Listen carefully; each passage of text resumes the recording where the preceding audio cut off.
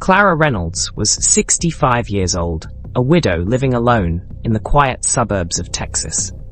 For years, she had lived cautiously, carefully building her life savings. A lifetime of work that added up to $98,000. She wasn't wealthy, but that money represented her future, her security, and the freedom to enjoy her later years in peace. What she didn't know was that a single message on her computer screen, a moment of human vulnerability, would change everything. It began innocently enough, a kind stranger reaching out to her on a dating site. His name was David. He seemed genuine, thoughtful, and patient. For Clara, who hadn't felt companionship in years, David offered something she hadn't even realized she was missing: someone to talk to, someone who seemed to care. Over time, their conversations grew longer, and the connection felt real. Soon, David was more than a friendly presence on her computer screen. He was a lifeline. What unfolded next was a chain of events that Clara herself couldn't have predicted. Months after their first exchange, she was left with nothing, her savings gone, her trust shattered. But this isn't a story of quiet acceptance or retreat. No. This is the story of how one woman, against all odds, took matters into her own hands, determined to find answers, and the man who betrayed her. Before we go deeper, make sure to like and subscribe for more true crime stories from the deepest part of the human core. And don't forget to hit the notification bell so you never miss a new episode. The year was 2023. Clara Reynolds lived in a modest home in the outskirts of Dallas, Texas. She was the kind of woman you'd walk past at the grocery store without a second thought. Quiet, polite, and seemingly ordinary. At 65, she had spent the better part of her life working as a nurse, taking care of others, while saving every spare dollar she could for her golden years. Life had been challenging at times. Clara lost her husband to illness a decade earlier, and since then had settled into a predictable, solitary routine. Days spent gardening, evenings in front of the TV, and the occasional phone call with her children. For Clara, life was peaceful, if a little lonely. She told herself she was content with that. But loneliness has a way of creeping in slowly. Over time, Clara began to long for something more: companionship, maybe even love. At the suggestion of a friend, she reluctantly created a profile on a popular dating website. She wasn't expecting much, but within days, she received a message that stood out among the generic greetings and one-line introductions. It was from a man named David. David described himself as a 57-year-old widower, a businessman working in international trade. His profile picture showed a kind-looking man with salt and pepper hair, dressed sharply in a tailored suit. His words were thoughtful, deliberate, and unlike anything Clara had encountered in years. He complimented her sense of humor, praised her strength, and over time, their messages became longer and more personal. What started as polite exchanges soon turned into hours-long conversations that stretched late into the night. David shared stories of his travels, his love for his family, and his dreams for the future. Clara couldn't believe her luck. After all these years, she had found someone who seemed to truly understand her. For months, their bond deepened. They exchanged photos, texted throughout the day, and spoke on the phone often. David's voice was warm and reassuring. He would call her his angel, telling her she was the reason he looked forward to each day. Clara was swept off her feet. She trusted him completely, confiding in him about her hopes, her fears, and even her finances. She believed she had found her second chance at love. But, as their relationship grew, so did the requests. At first, they were small. David mentioned a business deal that had fallen through and asked for a short-term loan to cover unexpected expenses. He assured Clara it was temporary and promised to repay her as soon as the deal was finalized. Clara didn't think twice. She wired him $5,000. Days later, David called again, this time explaining that legal complications were delaying his payment. He needed more money to resolve the issue. Clara, wanting to help, sent him another $10,000. David was always grateful, always full of promises that everything would soon be okay. But the requests didn't stop there. Over the next several months, Clara found herself wiring money again and again. The reasons varied: family emergencies, sudden medical expenses, legal fees. But the pattern remained the same. Each time, David assured her it was the last time. Clara drained her savings account, then her retirement fund, and finally took out a loan to cover his latest request. By the time the dust settled, she had sent him $98,000, nearly every dollar she had worked her entire life to save. It wasn't until Clara's bank flagged one of her transactions that the reality of the situation began to sink in. A phone call from her banker revealed that the details in David's wire transfer requests didn't match up. The account numbers were registered overseas, in a country David had never mentioned. Feeling the first pangs of doubt, Clara tried calling David to confront him. For the first time, her calls went unanswered. Days passed with no response, and then weeks. It was as if David had vanished into thin air. Sitting alone in her kitchen, Clara stared at her empty bank account in disbelief. The man she thought she loved, the man she had trusted with her heart and her life savings, was gone. Her dream of a happy future had turned into a nightmare, and she had no one to blame but herself. Or so she thought. Clara Reynolds had always been an independent woman. Widowed for over a decade, she had learned to live alone, navigating the quiet days of retirement with a sense of dignity and grace. Though her life had been marked by hardship, she had never lost her optimism or her ability to care for others. Having worked as a nurse for most of her career, Clara spent her professional life looking after those in need. But in her personal life, she was lonely. Her children, now grown, lived in different states, and visits were few and far between. The house, once filled with laughter and the bustle of family, now seemed eerily silent. Her social circle had grown smaller with time, and as the years passed, Clara found herself longing for connection, a partner to share the rest of her life with. That's when she decided to join a dating website. At first, she was hesitant. The world of online dating seemed foreign, and Clara was not a woman who easily trusted strangers. However, after much encouragement from a friend, she took the plunge. Little did she know, this decision would change everything. It was David who reached out to her first. He had a profile that seemed sincere, an image of a well-groomed man in his late 50s, smiling with a warm expression. His message was thoughtful and kind. He introduced himself as a businessman working in international trade based in London. His wife had passed away a few years earlier, he explained, and he was now looking for a woman to share his life with. From the start, David made Clara feel like the most important person in the world. They spoke for hours each day, sharing stories about their lives, their hopes, and their dreams. Clara felt she had finally found someone who understood her. David's attentiveness and charm were enough to disarm her skepticism. Clara couldn't help but feel drawn to him. Their online conversations grew deeper, moving from casual chats to late-night calls. He shared intimate details about his life, his late wife, his work, and even his plans for the future. He would often send Clara pictures of what he claimed were his business meetings, showing her glimpses of his lavish lifestyle.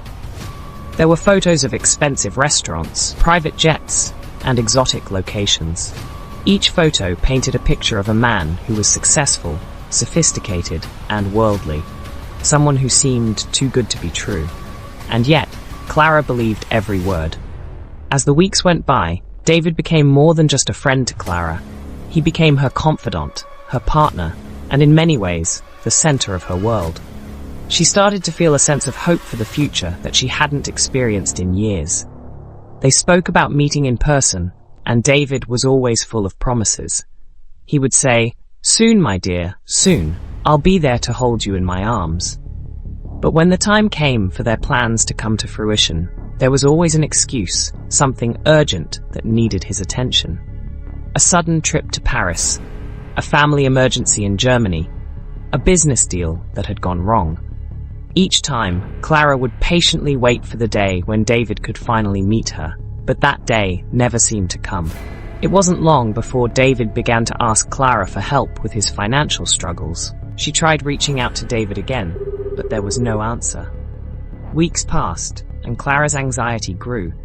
She had given everything she had for this man. But now, the man who once claimed to love her had disappeared without a trace. The money was gone, and so was David. The reality of the situation hit Clara like a wave. She had been scammed, taken advantage of by the one person she had trusted most. At first, she didn't want to believe it. There had to be some mistake, she thought. Perhaps David was simply caught up in his business or family problems. But as the days turned into weeks, Clara began to face the painful truth. The man she had fallen for didn't exist. He was nothing more than a con artist, a thief hiding behind a fake identity and a carefully crafted web of lies. Clara was devastated, but something inside her refused to let go. The more she thought about it, the more determined she became. She couldn't just accept what had happened. She had worked too hard for that money, and she couldn't let David get away with destroying her life.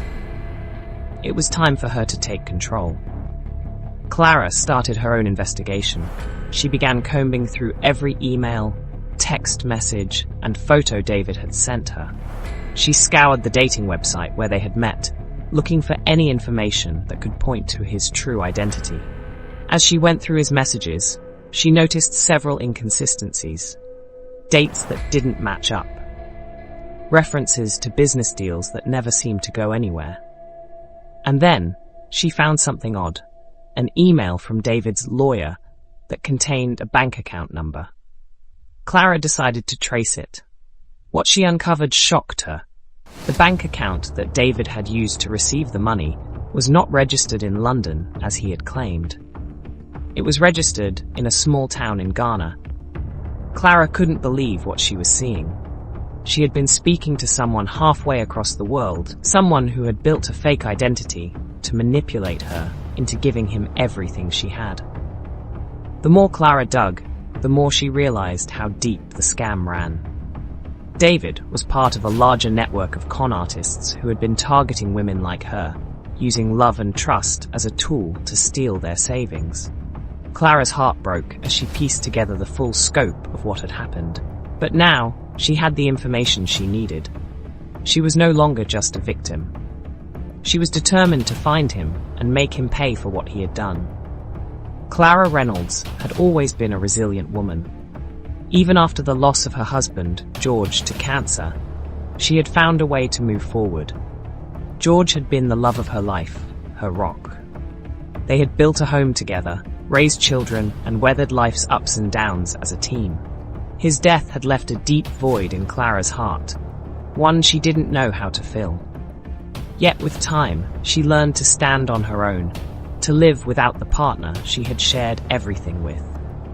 She threw herself into her work as a nurse, and later, in her retirement, into caring for her grandchildren, visiting old friends and tending to her garden. But even with all the busy distractions, Clara had never truly overcome the loneliness. There were moments when the silence in her home felt deafening, when she would sit in the living room, staring at the empty chair across from her, the one where George used to sit. As the years passed, the ache in her heart never fully went away, but it became something she learned to live with. The idea of finding love again seemed distant, something best left to younger people, she thought. And then came David. When Clara first saw his message in her inbox, she was skeptical. But over time, his kindness, his attentiveness, and his seemingly endless patience won her over. David filled a void she hadn't even realized was there. His sweet words, his promise of companionship, and his tales of far-off places made her believe in a future she had nearly given up on. He told her everything she wanted to hear, and Clara, in her vulnerability, was eager to listen. She felt valued again, loved even. When he spoke of their future together, of the life they would share when they finally met, Clara's heart soared. She could almost picture it. The walks in the park, the quiet dinners, the late-night talks. For the first time in years, Clara allowed herself to dream of a second chance at happiness. But those dreams came crashing down when Clara realized the truth.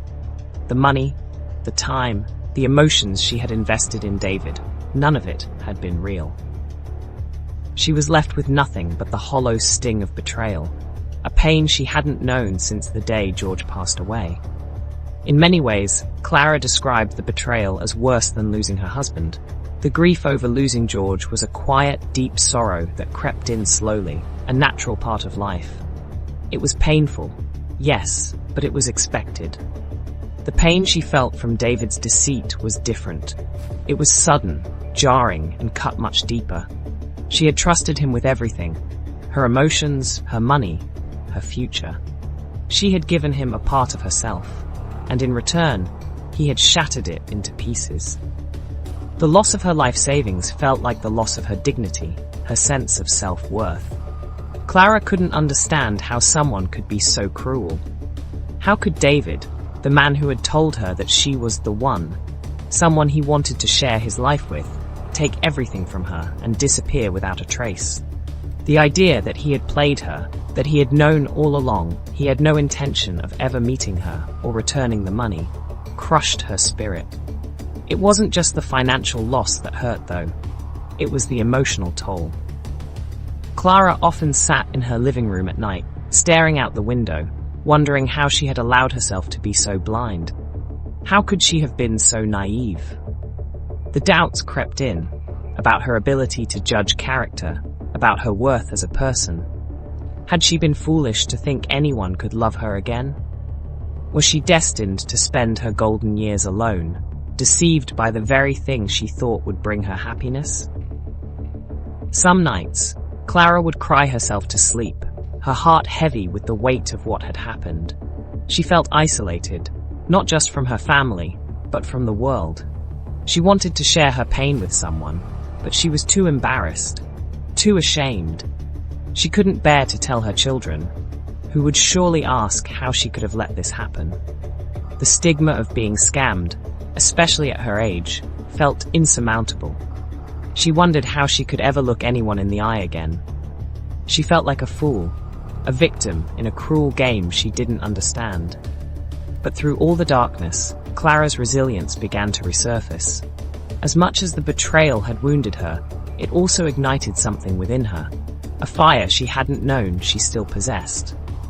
Clara refused to let herself become just another statistic, another elderly woman taken advantage of and forgotten. She wasn't going to let David's cruelty define her. She had made a life for herself after George, and she would not let this man's actions destroy everything she had worked for. No matter how deeply she had been hurt, Clara knew she had to take back control of her life, of her story. She couldn't undo what had been done, but she could make sure David wouldn't get away with it. And so, Clara began to fight back. She spent hours poring over the messages David had sent her, every email, every text. She retraced the steps of their relationship, piece by piece, looking for something, anything, that would help her expose him. Each time she uncovered a new lie, a new inconsistency, she felt a small spark of vindication. The pieces of the puzzle started to fall into place. Clara didn't just want to get her money back. She wanted to bring David to justice. She wanted to show the world that even at her age, she wasn't a passive victim. She was a woman who had been betrayed, yes, but she would not let that betrayal define her. It was during this investigation that Clara discovered the true depths of David's deception. His identity wasn't just fake, it was a carefully constructed persona built to prey on women like her. And that realization, painful as it was, gave Clara the strength she needed to keep going. She wasn't just fighting for her money anymore. She was fighting for justice, for every person who had ever been lied to, manipulated, and taken advantage of by someone they trusted. Clara wasn't going to let David win. Not this time. And with each step forward, the toll of the emotional damage began to lift, replaced by a new sense of purpose. Yes, her heart had been broken, and yes, her trust had been shattered. but she wasn't going to allow her story to end in defeat. She would make sure David learned that there are consequences for betraying someone's love, someone's trust. She wasn't just a victim of a scam, she was a woman who, despite the odds, was going to fight back. The day Clara realized the full extent of David's deception was the day everything changed. After weeks of turmoil and emotional pain, Clara made a decision that would alter the course of the entire ordeal. She would not let David get away with what he had done to her. Her instinct told her she had to act, and the more she thought about it, the more determined she became to expose him, not just for the sake of reclaiming her money, but to ensure no one else fell victim to his schemes. Clara knew she couldn't do this alone. She had no expertise in tracking people down or tracing digital footprints. But her determination was unwavering. She turned to private investigators and cyber experts to help her. These professionals understood the methods scammers used to cover their tracks and had the tools necessary to trace David's online identity. What followed was a painstaking process of sifting through every email, every phone number, and every photograph David had sent her. The investigators painstakingly followed leads that Clara had uncovered, small clues she had pieced together during her research. It wasn't long before Clara received a phone call that would shake her to her core. The cyber experts had cracked the case. David, the man who had so thoroughly won her trust and manipulated her emotions, wasn't who he had claimed to be at all. In fact, he wasn't even living in London, as he had said. Clara's heart raced as the investigators revealed the chilling truth. They had traced his digital footprint to West Africa, where an organized scam network operated out of Ghana. David's real identity was that of a man named Kwame Osei, a known fraudster who had been targeting vulnerable women for years. Clara was devastated. The revelation hit her like a wave. Everything she had believed, every promise David had made, had been a lie. She thought back to the pictures he had sent, the luxurious life he had claimed to lead, and now she realized it had all been staged. The photos were stolen from the internet, and the stories he told were carefully crafted to pull at her heartstrings. Clara's trust, her love, her belief in him, had all been taken away. She felt a mix of emotions, disbelief, anger, shame, and an overwhelming sense of betrayal. But despite the devastation, Clara's resolve only hardened. She wasn't about to let Kwame Osei get away with it. She had uncovered his identity, and now she was determined to find him. She couldn't let him escape the consequences of his actions. Clara knew that this was just the beginning of the battle. Clara's next move was one that no one expected, least of all her family and friends. She decided to take matters into her own hands. She would confront Kwame herself. She didn't want to leave any stone unturned. If the authorities weren't able to take immediate action, she would get the answers she needed. At first, her children and friends tried to dissuade her from going. They were terrified that Clara, at 65 years old, might be putting herself in danger by traveling so far to confront a criminal. But Clara was resolute. She couldn't shake the thought that if she didn't face him directly, she would never find peace. She would always wonder what might have been, what he might have said had they met face to face. And so, after much preparation, Clara made the decision. She booked her flight. Against all advice, she arranged a trip to Ghana. The weeks leading up to her departure were filled with a mix of excitement and fear. The closer she got to the day of her flight, the more Clara began to feel the weight of what she was about to do. She had never traveled that far from home before, let alone to a foreign country where she had no family or support. But her determination to seek justice, to look David, or rather Kwame, in the eye, overpowered her fears.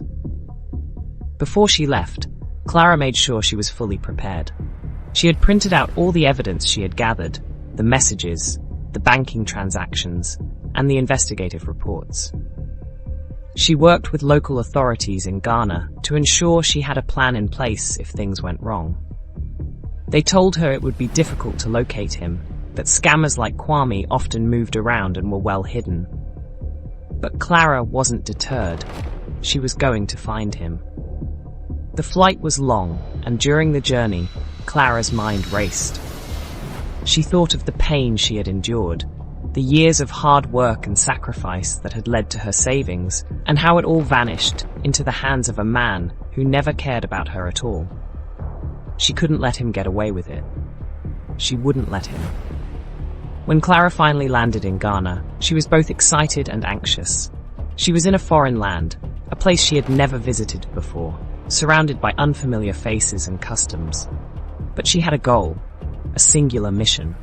She was there for one reason: to confront Kwame Osei, the man who had stolen not only her money, but her peace of mind.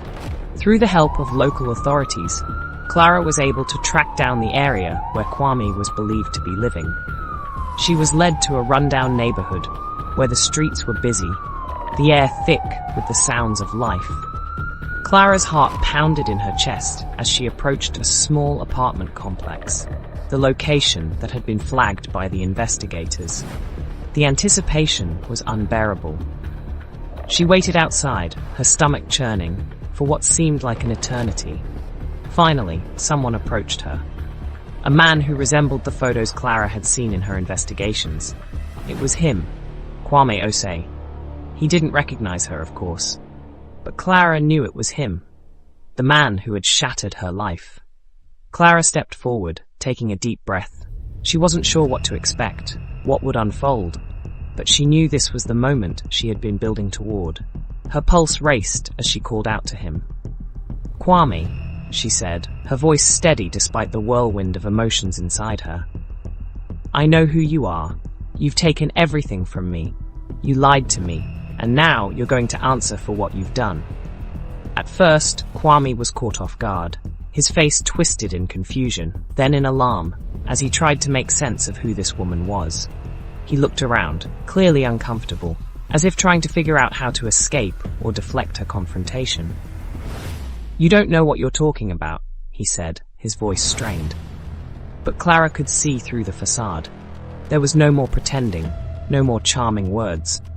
It was clear now, he had nowhere to hide. Clara didn't back down. She pulled out the evidence, messages, photos, banking statements, and presented it all to him. The look on his face shifted from surprise to guilt, and finally to defensiveness. He tried to deny everything, claiming that there had been misunderstandings, that he hadn't meant to hurt anyone. But Clara was no longer listening to his excuses. "This ends now," she said, her voice unwavering. She had no intention of letting him walk away this time. Her pursuit of justice had brought her this far, and she wasn't going to let him slip through her fingers. What happened next was a tense standoff. Clara was no longer the victim. She had taken control of the situation, and in that moment, the power had shifted. She had confronted the man who had hurt her, who had betrayed her trust, and now she would make sure he could never harm anyone else again. The moment Clara confronted Kwame Osei in that cramped, dimly lit apartment complex in Ghana was one of the most pivotal of her life. The tension hung thick in the air as Clara stood firm, a mix of anger and resolve fueling her every word. Though Kwame attempted to deflect and downplay the enormity of what he had done, it became clear that the confrontation was not one he could easily escape. As Clara presented the evidence, text messages, transaction records, and photographs, Kwame's once confident demeanor faltered. His defenses weakened, and for a brief moment, Clara could see the fear in his eyes. She had done it. She had tracked him down. She had forced him into a corner. And for the first time since the scam began, Clara felt a sense of justice inching closer. But the battle was far from over. Though the confrontation was emotionally cathartic for Clara, the reality of legal action was far more complicated. Kwame, as it turned out, was part of a much larger operation that spanned multiple countries. While local authorities in Ghana were aware of the scam networks operating in the area, the reality was that the legal system in place was often overwhelmed by such cases. Despite Clara's brave confrontation, Kwame was able to make a swift exit, likely going into hiding once he realized that the evidence Clara had gathered could expose the larger criminal enterprise he was connected to. He vanished once again, slipping through the cracks of an international system that struggled to catch up. Though the confrontation didn't lead to immediate legal consequences for Kwame, Clara's role in bringing attention to the scam network was undeniable. Her determination had not only exposed a dangerous fraud operation, but it also served as a wake-up call for many people in her community and beyond. Law enforcement, alongside cyber experts, were now paying attention, and investigations into Kwame's network continued long after Clara's departure. As she returned home, the gravity of the situation lingered with her, but so did the feeling of accomplishment. While Clara was unable to recover all the money she lost, the toll of her personal loss began to ease. She had something far more valuable than money now, the knowledge that her actions had prevented others from falling victim to the same kind of exploitation. Her investigation, her confrontation, and her unwavering pursuit of justice brought attention to a growing issue: the dangers of online scams, especially those targeting vulnerable individuals like herself. In the months following her trip, Clara became an unexpected advocate. She shared her story in interviews, spoke to local community groups, and worked with organizations that aimed to raise awareness about online fraud. Her efforts were driven by a singular desire: to protect others from falling into the same trap she had. She often spoke about how quickly a scammer could manipulate emotions, how easily trust could be exploited, and how, in this new digital age, everyone was at risk. Through Clara's outreach, she educated hundreds of people about the signs of online fraud. She stressed the importance of questioning any sudden or overwhelming connection with strangers, especially those who asked for money or personal favors. Clara wasn't just sharing her experience for sympathy. She was warning others to stay vigilant. "I was looking for love," she said in one interview. "But instead, I found a lie. I just want to make sure no one else has to go through what I went through." As Clara continued her advocacy work, she became a voice of resilience for victims of online scams, showing them that it was possible to take back control and rise above the emotional devastation. Clara's story became one of strength, determination, and recovery, a story that proved that even in the face of a severe betrayal, one could find a way to stand tall again. Her journey wasn't just about fighting for justice or seeking retribution. It was about finding resolution within herself. Clara realized that while the money was gone, the integrity of her character remained intact. No one could take away her ability to keep going, to rise up in the face of hardship and keep fighting for what was right. The lessons she learned about trust, resilience, and the importance of community became a part of who she was. She no longer let the betrayal define her. Instead, she became the person who fought back, who refused to remain a victim, who shared her voice with the world. Clara's story, although heartbreaking in its details, serves as a powerful reminder of the dangers lurking in the online world. The anonymity of the internet provides a shield for those with malicious intent, and scammers have become increasingly sophisticated, targeting those who are most vulnerable. Many people, like Clara, seek connection, friendship, or even love online, but they often don't realize the risks involved. Clara's situation wasn't an isolated one. Thousands of individuals are deceived every year by scammers who manipulate emotions and prey on people's need for companionship. The broader message of Clara's story is clear. Scams like the one she endured are more common than most realize. They can happen to anyone, regardless of age, background, or experience. What Clara endured could happen to anyone who is not vigilant, who lets their guard down in a digital world where people can easily pretend to be someone they're not. But Clara's story is also a testament to the resilience of victims. Though she lost a significant amount of money, she didn't lose herself. She didn't let the scam define her. Instead, She used it as fuel to make sure others were aware, to prevent future victims from experiencing the same heartache. Clara's advocacy work made her a symbol of hope and strength for other victims, showing them that they, too, could reclaim their lives after being deceived. The legal system may not have been able to deliver justice immediately, but Clara had taken the first step in exposing the larger network behind the scams. And she had made it clear that online fraud could no longer be swept under the rug. In the end, Clara's resolution wasn't just about the money she lost, it was about the love she had rediscovered for herself.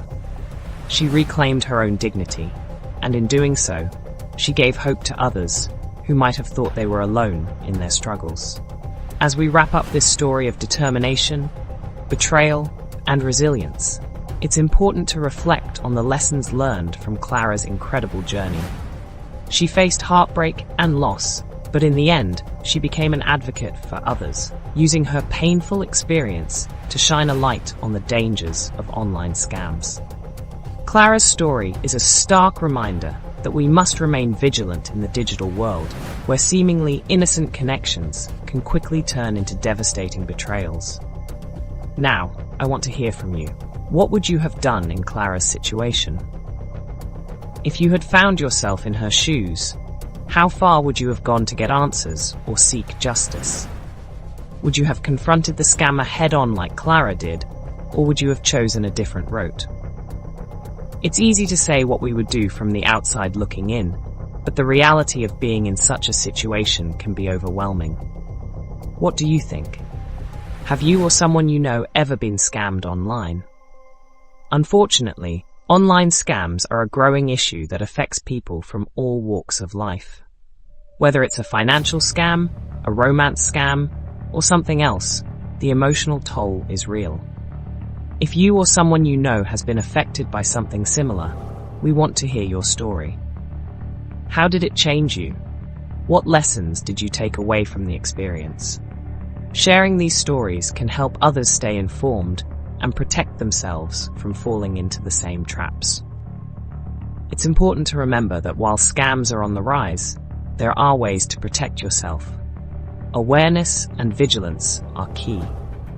What steps do you think should be taken to combat online fraud?